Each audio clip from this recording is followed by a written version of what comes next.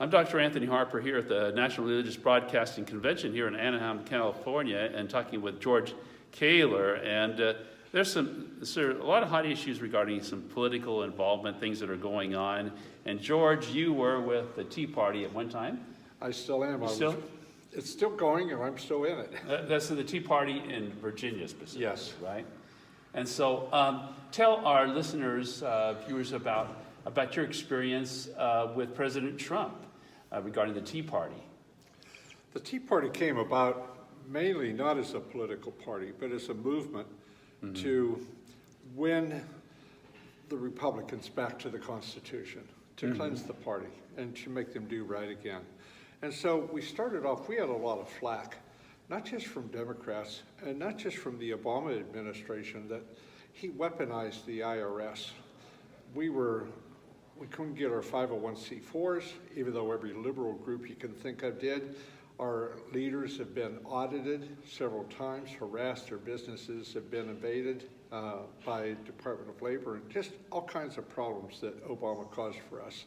But the Republicans weren't supporting us that much either, because they knew what we were about and that they would have to start acting better. Okay. Well, the Tea Party started off with big rallies. In fact, I spoke at the first one. It was in Lynchburg, Virginia, along the James River. And about 2,000 people brought tea bags. And they were to tear the tea bags open and drop the tea into the James River. And I hope the fish didn't bother with it too much. A lot of hyper fish. Yeah, well, maybe. But we did that to symbolize the first Tea Party, because tea, T-E-A, taxed enough already. That was our acronym. And so the big rally started, and as I said, a couple of thousand people showed up to hear me and dropped some tea into the James River. And then the crowds started thinning out, because rallies are easy to do, fun to do, music, fun. You don't have any work to do. But then came the work, supporting the candidates of our choice, researching them to see what their background was, to see if they were constitutional. How did President Trump approach you, and what was your experience? Did you meet in the White House? White House somewhere? Where did you meet with President No, we Trump? met in Roanoke. He won the nomination for the Republican Party, and actually I was a Cruz man. I thought he would be a better fit because he was a constitutional scholar, whereas Trump was not. I don't think Cruz could have beat Hillary. Hillary's a street fighter. And only a street fighter could beat another street fighter. So it ended up Trump, and we enthusiastically got behind him.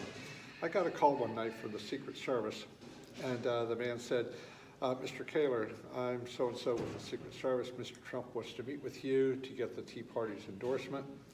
I'll need your social security number and date of birth. And I said, oh, I'm sure you are, and I'm sure you need that. Well, he said, I really am. I thought it was just a scam. So I got to meet with him. There were only, I think there were like 6 people in the room, including Mr. Trump, Mr. Pence, and me.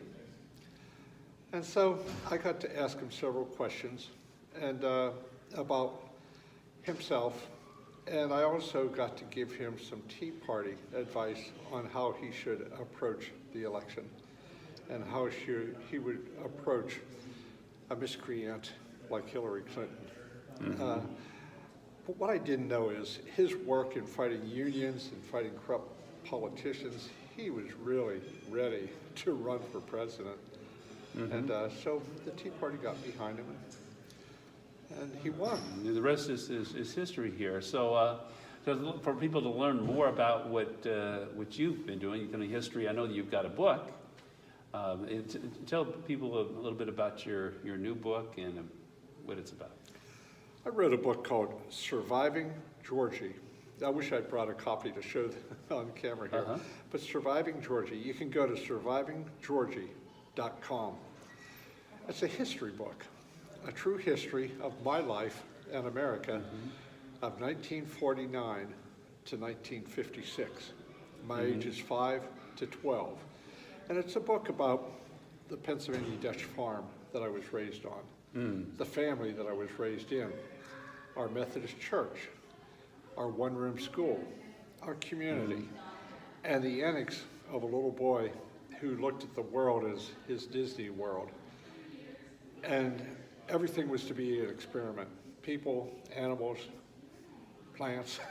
And so surviving Georgie, it wasn't just about the people who had to survive Georgie and his childhood, but about how I, as a child, was almost killed several times and how my dad miraculously saved me.